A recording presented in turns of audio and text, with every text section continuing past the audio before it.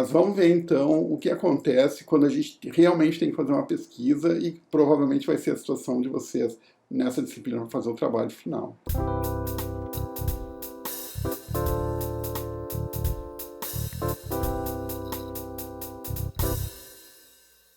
A primeira questão que vocês têm que se dar conta é que uma pesquisa de marketing é uma ação que exige um grande planejamento. Ninguém vai pegar e pensar em fazer uma pesquisa e já chamar o pessoal para ir para a rua coletar dados e sair coletando dados aleatoriamente. Toda a chance da pesquisa dar certo ou dar errado depende do correto planejamento dessa pesquisa. Então, não é alguma coisa que vai se fazer improvisando. Tem valores elevados envolvidos nisso, mas principalmente tem a questão da credibilidade que a pesquisa tem que ter, ou seja, nós temos que tomar todos os cuidados necessários para fazer com que o resultado da nossa pesquisa seja crível pelas pessoas que vão depois tomar as decisões. O que eu quero dizer com isso? Quero dizer com isso que se a gente introduzir alguns erros, se houver alguns erros na execução da pesquisa, no planejamento da pesquisa mesmo, o resultado final pode ser contestado por quem vai tomar a decisão. Muitas vezes as pesquisas trazem informações novas, é para isso mesmo que ela foi feita. E aí pode existir resistências a essas novas informações e a tendência da empresa, dos executivos, de manter, então, as práticas que têm sido adotadas até então, pesa muito forte, no sentido de não fazer mudança nenhuma. E quando isso acontece, a pesquisa, então, foi toda perdida, porque ela não foi capaz de fazer com que a empresa se movimentasse em direção ao mercado, adotando, então, mudanças que sejam compatíveis com a nova percepção de mercado que aconteceu da pesquisa. Se uma pesquisa não muda a percepção que os empresários têm no mercado, ela simplesmente não serviu para nada.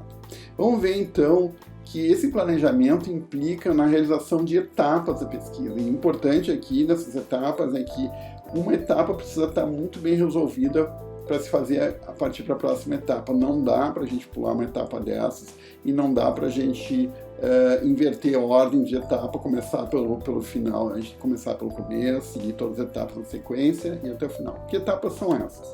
Primeira questão fundamental da pesquisa é a definição do problema. Quando eu falei sobre pesquisa ali um pouquinho atrás, eu disse para vocês que a pesquisa ela vai tratar de um problema específico dentro da organização, dentro da empresa. E essa é uma questão que já é passível de muito erro. Tem gente que quer resolver todos os problemas da empresa com uma única pesquisa. Não é assim que funciona. As empresas precisam fazer pesquisas sistematicamente. E como elas usam pesquisa sistematicamente, ao longo do tempo, elas vão cobrindo assuntos um pouco diferentes. Às vezes elas podem voltar para o mesmo assunto, mas fazer uma nova leitura, uma nova pesquisa, significa que elas podem comparar como está o mercado agora com quando ele estava na outra vez que foi feita a pesquisa, talvez 6 meses atrás, talvez 1 ano atrás, e perceber evoluções. Então, a escolha do problema da pesquisa, que é crítico para saber se vai ser possível chegar a conclusões que são aplicáveis para o negócio e que a gente pode acreditar que representem a realidade, ela representa um desafio. Essa escolha do problema não pode ser muito um foco muito pequeno, porque senão também não vai nos ajudar a tomar decisões. Também não pode ser de uma forma muito ampla, porque senão vai se perguntar sobre tudo e não vai saber pouca coisa de fato, de concreto, do comportamento do consumidor. Então, esse é o primeiro cuidado.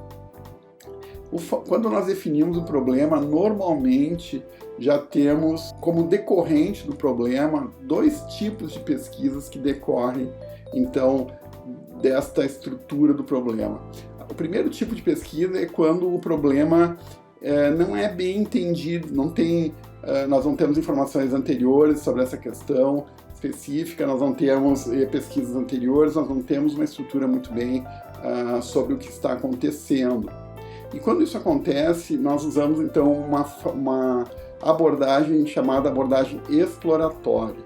A abordagem exploratória, então, ela vai implicar em respostas a problemas um pouco mais amplos, onde nós não temos tanto conhecimento prévio, nós temos um conhecimento prévio muito pequeno e, portanto, nós temos que entrar com cuidado e nós vamos com um espírito muito mais de observar e entender o que está acontecendo do que propriamente de fazer testes e tirar relações de causa e efeito. Quando nós temos mais conhecimento sobre o que acontece no mercado, é possível sim a gente buscar então uma pesquisa do tipo descritiva ou do tipo causal, onde nós já nos arriscamos a estabelecer hipóteses e podemos dar uma abordagem mais precisa e mais experimental, vamos dizer assim, sobre essa pesquisa. Nós podemos dizer, nós acreditamos que tal assunto tem impacto em tal aspecto do comportamento do consumidor. Bom, quando a gente já pode dizer isso, quer dizer que a gente já tem estudos anteriores, então esse tipo de pesquisa que a gente faz em cima dessa situação pode ser chamada de uma pesquisa do tipo experimental. Ela vai permitir, então, uma informação, a gente obter uma informação muito mais confiável sobre aquilo que a gente está propondo, mas ela vai exigir métodos mais precisos, porque nós vamos usar daí outros tipos de ferramentas para executar a pesquisa. De qualquer forma, é bom que vocês tenham presente que as pesquisas elas vão ser, então, a partir dessas duas abordagens, uma forma mais ampla e exploratória e uma forma mais específica, focada e experimental ou descritiva, tá bem? Bom, a segunda etapa, que é a grande etapa que a gente tem que fazer, é o desenvolvimento do plano. Vocês vão observar que esse desenvolvimento do plano vai ter várias decisões que vocês vão ter que tomar e que vão ser críticas. Cada decisão dessas vai definir diretamente no resultado final e na credibilidade da pesquisa que vocês estão planejando, tá? Mas pelo tamanho das etapas de desenvolvimento do plano, vocês vão ver que a grande ênfase e a grande importância do planejamento da pesquisa. Bom, primeira questão para vocês considerarem no desenvolvimento do plano de vocês é a questão das fontes dos dados. Existem duas possibilidades que vocês vão encontrar ali, tá? Se, em alguns casos mais raros, é verdade, alguém já coletou dados para vocês e disponibiliza esses dados, né? A gente pode, por exemplo, encontrar vários dados interessantes a respeito da economia na Fundação de Economia e Estatística do Estado do Rio Grande do Sul. São dados públicos que estão colocados ali à disposição. O próprio IBGE tem dados muito relevantes também. Existem outros órgãos governamentais que são especializados na disponibilização de dados para uso público. Às vezes vocês podem comprar, às vezes vocês têm acesso gratuito a esses dados, tá? Quando a gente tem esses dados já disponíveis e esses dados são capazes de responder a nossa pergunta de pesquisa, nós dizemos que essa é uma abordagem de dados secundários. E é secundária porque ele foi coletado por alguém antes, então nós somos os segundos a usar na linha, né, de quem está usando os dados. Seja basicamente alguém pensou num problema antes e ele já coletou os dados e nos disponibiliza isso. Aqui no Brasil nós não temos uma grande tradição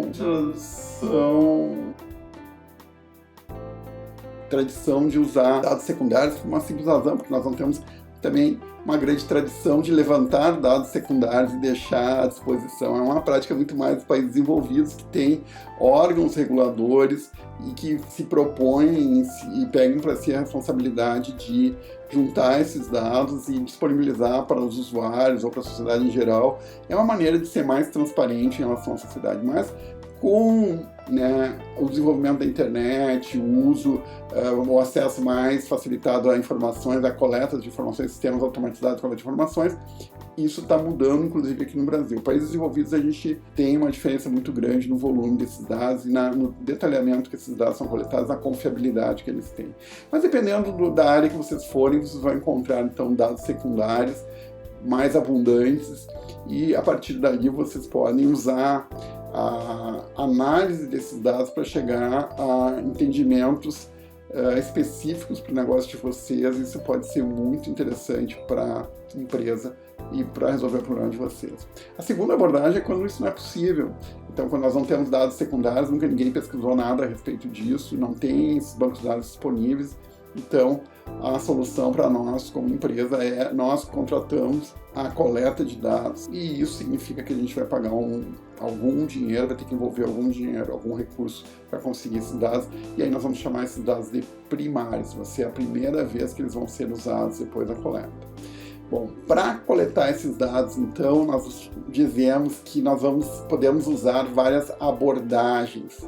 Abordagem significa como que vai ser operacionalizada a pesquisa, que tipo de pesquisa eu vou fazer. Existem várias formas da gente coletar dados sobre comportamento humano ou sobre questões sociais que estão colocadas, que possivelmente vão ser nosso interesse como pesquisadores de marketing.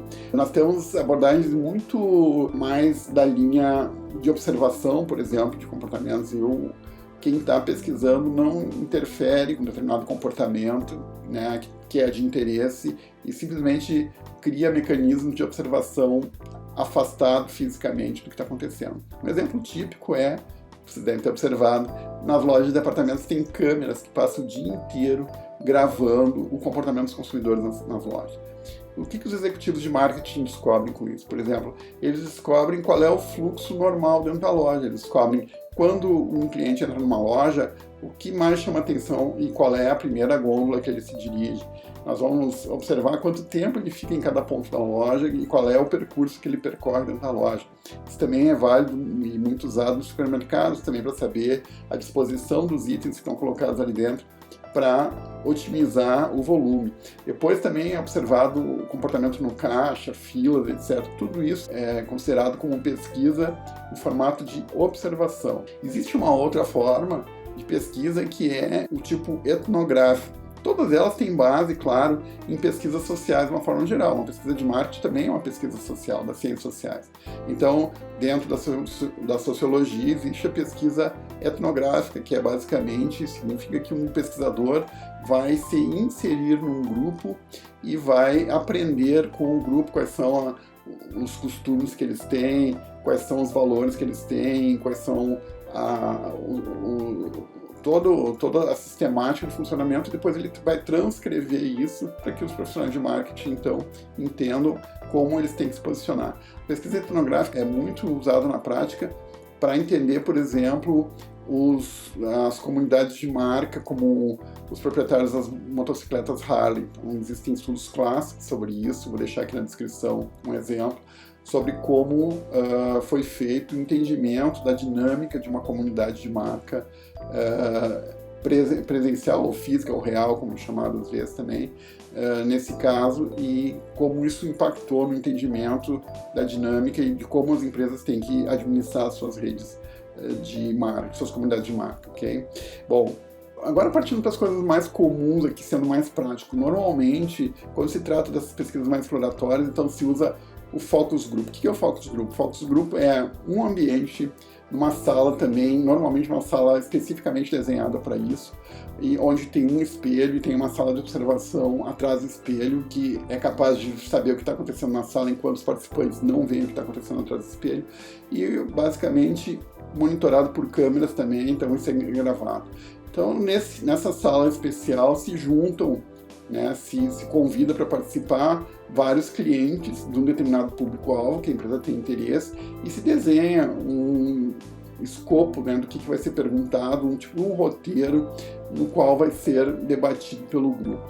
Normalmente também se contrata uma pessoa para fazer a coordenação desse trabalho todo, né, e que vai moderar, é um moderador que vai fazer com que a participação de cada integrante seja possível, vai moderar as relações entre as pessoas para evitar conflitos, enfim, vai fazer esse trabalho que a percepção individual e as atitudes que são tomadas por cada um dos participantes do grupo e como essas atitudes, essas percepções, elas interagem entre si nessa dinâmica, como é que surge, então, um entendimento coletivo, vamos dizer assim, de uma marca. Então, são realmente formatos muito empregados porque eles são muito esclarecedores a respeito da dinâmica individual e coletiva de um determinado segmento de mercado, a respeito de uma marca, por exemplo, ou de um produto. Além disso, outra forma de pesquisa muito comum para essas pesquisas exploratórias, é uma abordagem muito comum, se fazer entrevistas em profundidade. As entrevistas em profundidade são entrevistas, né? Existe uma interação entre o entrevistador e o entrevistado, que tem um tempo mais longo de duração, normalmente de 1 hora, uma hora e meia, e o entrevistador ele parte do uso de um conjunto de questões abertas, flexíveis, que podem ser adaptadas no transcorrer da pesquisa, da entrevista, e vão gerar um entendimento das crenças e de uma visão mais profunda do entendimento das pessoas, que vai procurar responder as questões de quais são as justificativas para determinadas atitudes ou comportamentos em relação ao produto ou à marca. Essa forma de entrevista, essa abordagem, ela tem origem lá na psicologia freudiana, né, a psicologia analítica, e reproduz, né, um paralelo de uma relação entre um terapeuta e alguém que está fazendo terapia, e nessa forma de que quem é o terapeuta está procurando se colocar no lugar da pessoa que está fazendo a análise e entender como é que funcionam as crenças e os comportamentos para sugerir depois, no caso da terapia, né, melhorias e oportunidades de aperfeiçoamento. No nosso caso, em marketing, o processo é muito simplificado, é um único encontro que acontece, mas ele tem essa semelhança aí com a técnica de origem.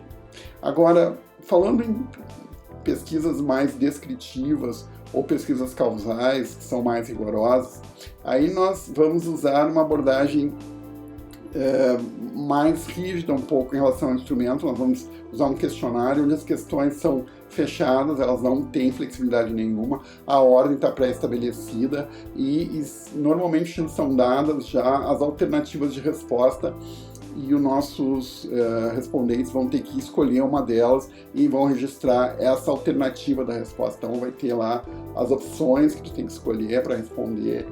E isso é feito, então, através das surveys, normalmente, tá?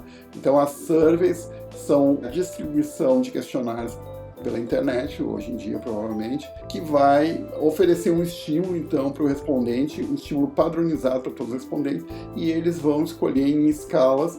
As surveys, então, como pesquisas já descritivas ou mais experimentais, elas já partem do pressuposto conhecimento prévio de quais são as questões relevantes para serem feitas para aquele público e que, de fato, vão nos ajudar a entender o nosso problema. Isso pode parecer simples, né? Eu posso fazer qualquer pergunta, mas de fato não é.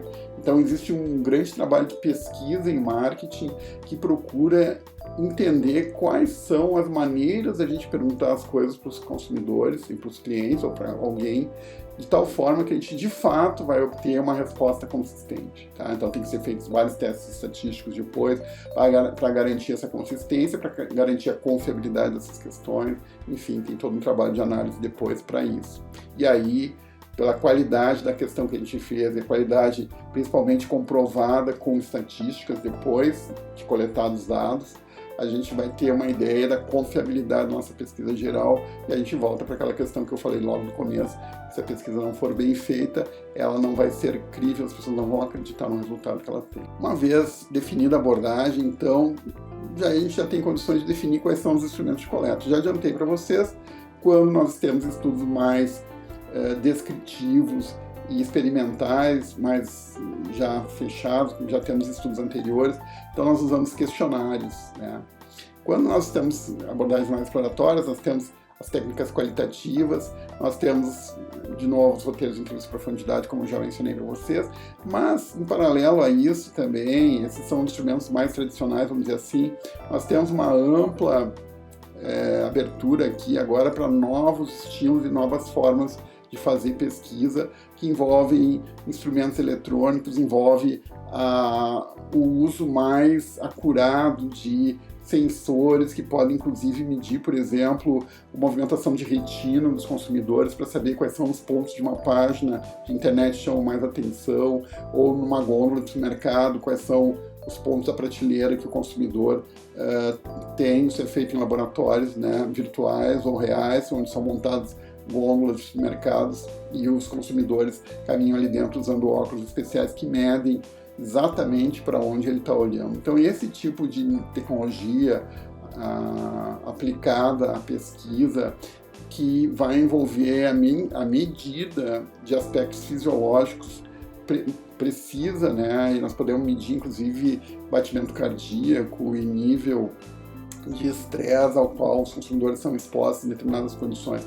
Tudo isso é muito recente e está se trabalhando muito ainda para fazer essa transposição, então, de novo, dos dados fisiológicos. O que significa isso do ponto de vista do entendimento? Uma das linhas de pesquisa em marketing bastante recentes aí vem do estudo das imagens do cérebro, por exemplo, através de tomografia computadorizada, tentando mapear qual é o processamento cerebral que está associado com sensações de satisfação ou de insatisfação de cliente. E existe ainda, claro, um grande caminho para ser percorrido para a gente poder fazer uma relação direta do impacto, né, de emoções em cima do processamento neural, mas existe muito recurso para isso e muito esforço para entendimento dessas questões no marketing.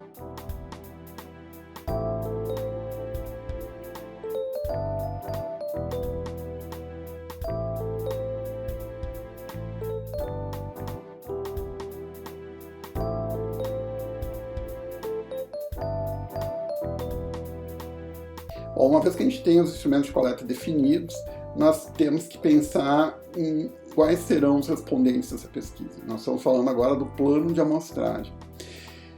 Claro que se a gente tiver um segmento pequeno de clientes, um número pequeno, isso acontece muito nas empresas que vendem para outras empresas, ou seja, uma empresa pode tranquilamente ter um grande negócio trabalhando com 10 ou 20 clientes, desde que elas sejam grandes clientes, normalmente clientes organizacionais, empresas ou outras organizações que compram em grande volume a cada compra. Bom, quando acontecem esses casos, nós temos 20 clientes, nós vamos ter que falar com os 20 clientes, porque são todos os clientes que nós temos disponíveis.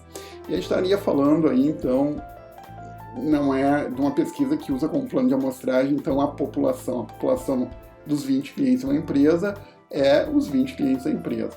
Agora, quando a gente está falando de mercado para consumidor, quando a gente está falando de milhares de consumidores, às vezes milhões de consumidores, eu não vou entrevistar 1 milhão de consumidores para saber o que eles pensam do meu produto. Eu vou usar uma fração dessa população para saber o que toda a população pensa.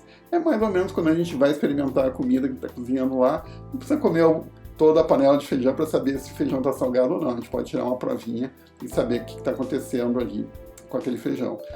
A nossa ideia de amostragem é semelhante à provinha que a gente tira da comida. A gente vai pegar um pequeno número de clientes e vai aceitar um certo erro, de que eles podem não representar a população, mas esse erro é calculado, a gente vai saber qual é o tamanho do erro e vai trabalhar normalmente com 5% de erro e vai aceitar isso, levando em conta porque para entrevistar uma população de 100 mil pessoas, por exemplo, o custo disso fica inviável.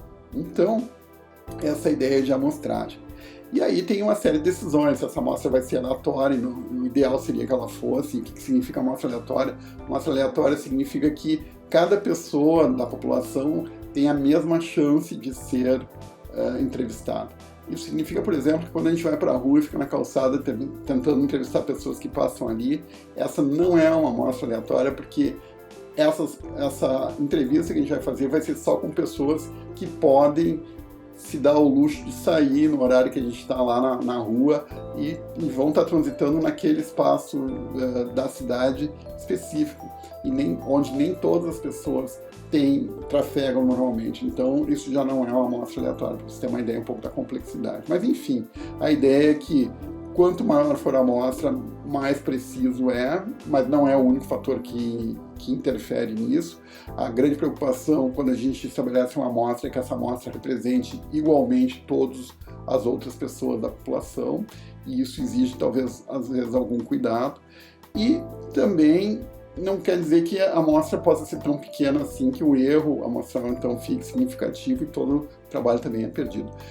Na prática, como é que funciona? Na prática, pessoal, todos esses números combinados nos levam a amostras de 250 casos a 400 casos para uma abordagem amostral, então, de uma survey, tá? Isso método bem empírico, existem explicações para isso, mas não vem o caso aqui. Se vocês forem fazer uma entrevista e para um número razoável de clientes, vocês pensem que ela deve ter 250 casos, seria o normal. Ah, mas eu tenho poucos clientes, mas eu tenho 200 clientes, como é que eu faço? Bom, se vocês têm um número restrito de clientes e tudo, o número mínimo que atende os requisitos de estatística que vocês precisam, como, por exemplo, o valor da média, ou a confiança que a gente pode ter na média, tem que estar acima de 100 casos. Então, esse é o mínimo que a gente aceitaria para uma pesquisa do tipo survey, né, com questionários. Para entrevistas em profundidade, em métodos exploratórios, em abordagens exploratórias, vocês vão poder vão ter bons resultados a partir de 10 entrevistas em profundidade, tá bem? Bom, decidido isso, então, o plano amostral, vocês ainda têm uma escolha a respeito do método de contato. Como é que vocês vão contatar os respondentes? Quando a gente está falando de pesquisa exploratória, esse é o ponto ruim, em entrevistas em profundidade, a gente tem que, normalmente, vai priorizar pesquisas, entrevistas pessoais, agendadas previamente, etc. E isso, pessoal, antes da pandemia, né? Depois da pandemia, agora, tudo está sendo feito via internet. É bom e é ruim, tá? A defesa em favor da entrevista presencial é que o pesquisador, um bom entrevistador que tem alguma experiência, ele pode ler além do que está sendo dito e normalmente gravado, a gente tem que pedir autorização para gravar, é claro. Também ele vai poder interpretar outras manifestações de linguagem não verbal, posição do corpo, gestos e coisas que complementam a entrevista. Na internet isso também é possível, mas é mais difícil. Então, se vocês quiserem substituir por pesquisa pela internet, no caso de pesquisas exploratórias, usem uma videoconferência e observem muito bem também as expressões faciais e observem a entonação de voz, observem todos esses aspectos complementares para entender exatamente o que o respondente de vocês está querendo dizer com aquilo que ele está falando. Quando a gente fala de pesquisas tipo survey, que a gente tem um questionário para mandar, aí nós vamos para o clássico problema de mandar questionários pela internet. O que tem de sugestão, de recomendação em relação a isso? Normalmente as pesquisas survey, e a gente vai encontrar inclusive ferramentas específicas como o SurveyMonkey que ajudam no processo, mas a taxa de resposta tem sido cada vez mais baixa. Então a questão crítica aí é como mobilizar os respondentes a responderem de fato e gerarem respostas válidas. Então isso vai passar por uma série de questões que precisam ser abordadas caso a caso. Bem, isso diz sobre o planejamento. Depois de um bom planejamento, pessoal, a execução fica muito mais simplificada. Nós já sabemos que nós vamos encontrar lá. Então, a implementação da coleta, então a gente vai decidir ainda tipo a unidade, nós vamos ter que nos deslocar, por exemplo, nas entrevistas em profundidade, vamos deslocar para uma área pública, um shopping center, onde pode ser um café, ou numa universidade, uma sala disponível para fazer a entrevista, ou se isso vai ser feito de casa, ou se vai ser feito no centro de pesquisa, se vai ser feito via realmente videoconferência, ou se vai ser feito por voz. Todas essas decisões ainda são necessárias antes da implementação. Nós temos que levar em conta também que as pessoas têm muito pouco tempo disponível hoje em dia, e é muito interessante a gente fazer então um agendamento dessa entrevista. Tem que ser dado um follow-up depois do entrevistado, tem que ser tomado cuidado em relação à permissão do entrevistado para o uso das informações, tem que ser dadas as garantias de que as informações nunca vão ser da entrevista específica, nunca vão ser abertas, vai ser simplesmente divulgado o resultado estatístico agregado, né, de todas as entrevistas. Nós temos uma garantia de sigilo, então, da identidade do respondente. Uma série de cuidados que a gente tem que tomar sobre isso. Na prática também, quando a gente vai implementar, a gente vai se dar conta que nem todo mundo responde realmente o que ele pensa. Muitas pessoas mudam a sua posição, querem parecer mais importantes para o entrevistador, ou simplesmente não têm compromisso com a realidade, falam coisas que elas não fariam de verdade, mas elas relatam aspectos diferentes, então tem tudo isso, é possível. No caso das surveys, quando a gente tem um grande número de dados, é fácil de identificar comportamentos atípicos que estão colocados ali dentro, e a gente pode considerar a possibilidade de tirar fora esses questionários que estão claramente fora da curva, vamos dizer assim, mas as entrevistas exploratórias com base em entrevistas em profundidade, elas têm que levar em conta todos os respondentes e tem que acomodar de alguma forma a percepção dos respondentes, que aumenta a responsabilidade sobre que tipo de respondente que eu fui convidar para participar da minha exploratória e como ele se comportou e qual é a confiança que eu tenho no que ele está me dizendo. Ela fica mais suscetível, então, a esse tipo de viés subjetivo.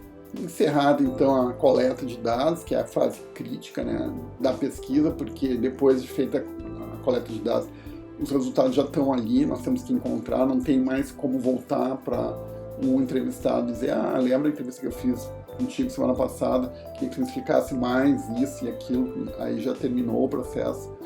Então, nesse sentido, a importância da definição correta e precisa dos instrumentos de coleta de dados, porque eles é que vão definir o escopo, o que vai ser levantado no campo. Bom, aí eu tenho um banco de dados normalmente e cabe fazer a análise das informações. As surveys vão exigir abordagens mais estatísticas, a gente vai ter um número maior de casos com questões fechadas, e aí nós vamos usar elementos como médio, desvio padrão para interpretar essas informações. E nas pesquisas exploratórias, onde nós usamos métodos qualitativos, nós vamos usar também outras formas compatíveis com o tipo de dado que a gente está trabalhando para interpretar. Nós vamos usar análise de conteúdo, nós vamos usar uma análise mais interpretativista do que está sendo dito no discurso, por exemplo, e podemos usar outras ferramentas de análise de dados qualitativos que foram desenvolvidas dentro desse contexto mais das ciências da psicologia. Os resultados, então, a apresentação dos resultados. Quando nós temos essas pesquisas mais determinísticas, né, as descritivas e explicativas, nós vamos ter, provavelmente, na nossa pesquisa, uma hipótese inicial lá que nós estabelecemos. E, portanto, o resultado que a gente vai apresentar vai ser o resultado do teste da hipótese.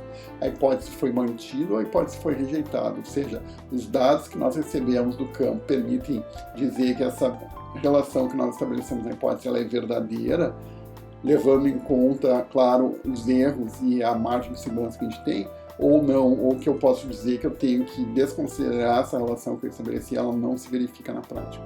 Então, este é um tipo de problema de pesquisas explicativas, porque ela é tudo ou nada. Ou eu tenho uma resposta que está entendida, que ela realmente acontece, ou eu tenho o desconhecimento que eu tinha no começo, talvez um teste a menos de hipótese que a gente precisa fazer, porque a gente já sabe que ela não se verificou.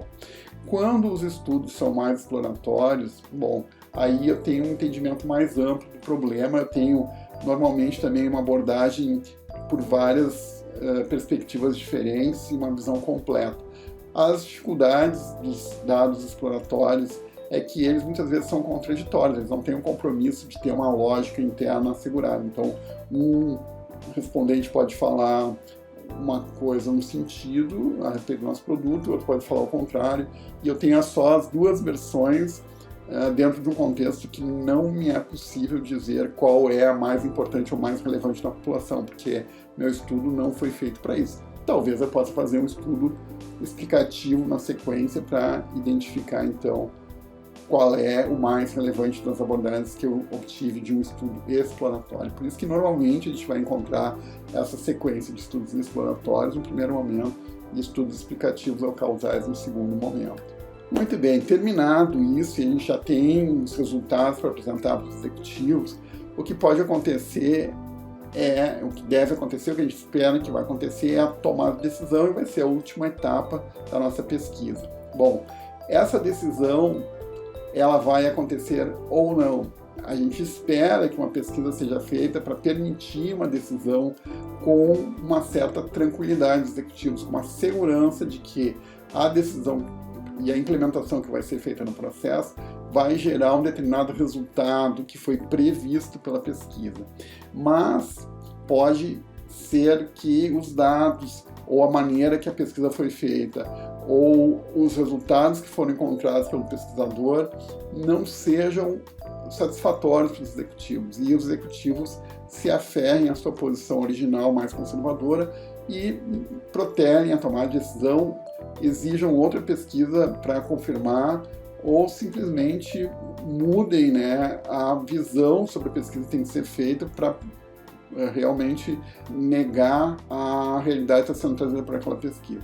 Então, essa questão é fundamental. Se isso acontecer, então, a pesquisa basicamente não serviu à finalidade dela e o recurso que foi despendido não trouxe o efeito necessário, ele foi desperdiçado. O que a gente pode dizer é o seguinte: o rigor com que a pesquisa é feita, os cuidados metodológicos que foram tomados, depõem muito favoravelmente em relação à pesquisa e ajudam muito no seu poder de convencimento. Então, mesmo que aconteça os executivos não aceitarem a pesquisa, os resultados, esses resultados estão ali. Amanhã depois o mercado pode dar outros sinais de que a pesquisa estava correta e a credibilidade de quem fez a pesquisa, então, pode inclusive aumentar.